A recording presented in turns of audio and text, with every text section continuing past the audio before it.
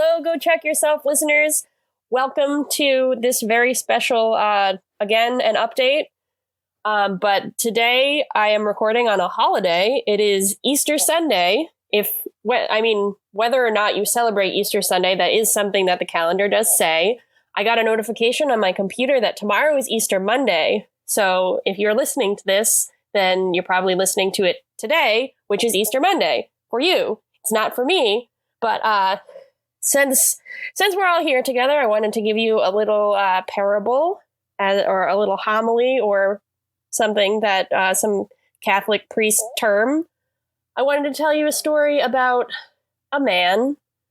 There was a man once who was he was a really good guy, and he was really he had a lot to say. He was someone that a lot of people listened to, and he had a lot of good ideas. He really he was good. He wanted people to love one another, and he gave up a lot. He gave up his health, his well-being, sort of so that like we could all be here listening to podcasts and living a heavenly lifestyle, one might say.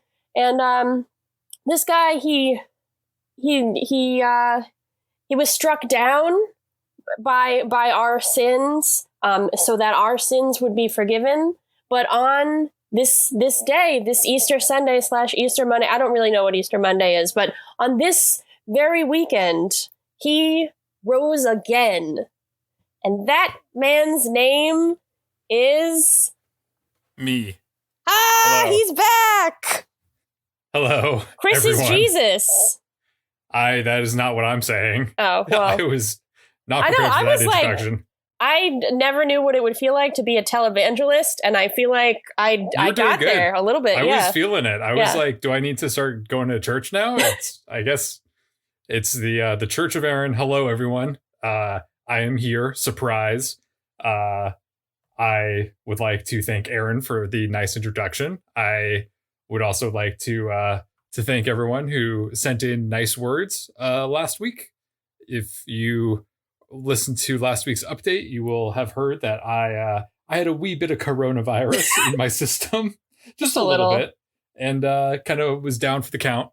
And we were not recording, and I was not editing episodes, but we're going to be getting back into it, and I'm going to get working on those episodes that we have that are recorded and just need to get edited. I'm going to work on those and get those ready for the next 2 weeks. And then we'll resume recording, and I'm feeling much better. Thank you all once again for your thoughts and the people who reached out over Twitter. That was very kind. I appreciated seeing that. I hope that you are also well. I hope this finds you healthy, and just really do your best to don't get coronavirus, because it sucks. I didn't even have it that bad, and it was like one of the more difficult things that I've done, at least in recent years. So just for the love of God, don't get it, don't spread it. Don't spread it. That's our message to you. While we have you briefly for this update, listener, I wanted to ask Erin's official opinion. Erin, if you have to connect characters of Chuck to figures in the Bible, who would be who? I wish you'd asked me this before we started recording, because I could have really thought about it. Well, we could figure it out together. So, I mean, obviously, I think Chuck is kind of he's got that divine presence, sort of. His powers are, they came to him sort of out of, divine means, I think, by chance, perhaps. Yes, all right. So Chuck is like our Jesus figure in this. Okay, I'll take that. In this Trinity, right? I think so. Adam and Eve, I feel like Ellie and Devin, like that might just be because they dressed up like that one time, but I'm going to stand by it. They're kind of like the archetypal man and woman. Mm-hmm. Okay, so that's going real far back in the Bible. Yes. Jeff and Lester could be like. Do you think they have animosity between them? Because I was going to say Cain and Abel, but maybe not quite. I don't know if they would like kill one another. Yeah, I'm sure if the situation was right. I don't see why they wouldn't do that. Right. Well, I know Lester has some concerns about autoerotic asphyxiation, so that's kind of like getting hit by your brother with a rock. Yes. My first instinct was to say that Morgan is Satan, but I feel like we could maybe we could get better with that. Who's like a little Weasley guy in the Bible? You're asking me? I know. I was really hoping that Judas? Well, Judas I know is the traitor, right? Yes. So I think wouldn't that be more like a Shaw kind of character? Well, you're getting a little bit ahead of ourselves. Yeah, sorry. No spoilers. I skipped ahead in the Bible. Sorry. Just gotta know how it ends. Okay, I'll take that. So, Sarah. Let's see. How about like a Ruth? So you're pulling all these obscure like characters out of the Bible that I didn't know. I mean, Old Testament, baby. Well, what was Ruth's deal? Ruth, like, she was something with a king. There was like a king who she like outsmarted. Okay. So I don't know. I feel like that's Sarah. I was thinking if we're going New Testament, that you have Sarah and Casey are kind of like Chuck's protectors, so it's kind of like a Mary and Joseph situation, right? Okay, all right, I'll take that. Okay, all right. I just didn't want to say Mary Magdalene because I didn't feel like she's got a Mary Magdalene vibe. That could be like not like I don't know. Lou?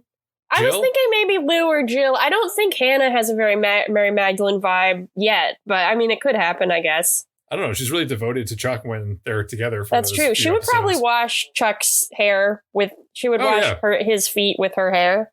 Mm-hmm. Chuck's dad, I guess, would have to be God then, because it would be Scott Bakula. Yeah, so, Scott Bakula is God. Big Mike. Who would Big Mike be? Ooh, Big Mike. He would be like one of the maybe like John the Baptist. Okay. Yeah. Or like one of the merchant men. And then would Emmett be Lucifer? Because I feel like he kind of had a fall from. Oh, that's grace, true. Yes. All right. Yeah, I'll take it. Okay. All right. I think that's everybody. But if you guys have any suggestions for Chuck Bible crossovers, let us know.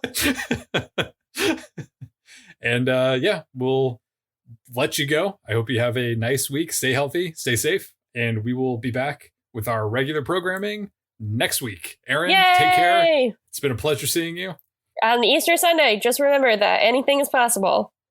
And that food, maybe some ham, maybe some turkey, maybe just a regular whatever you want to eat, whatever you have in the house. Whatever you this week, this Easter is probably pretty unceremonious for a lot of people. So whatever you have in your cabinet is the food that you're eating. And what the hell is what am I even saying?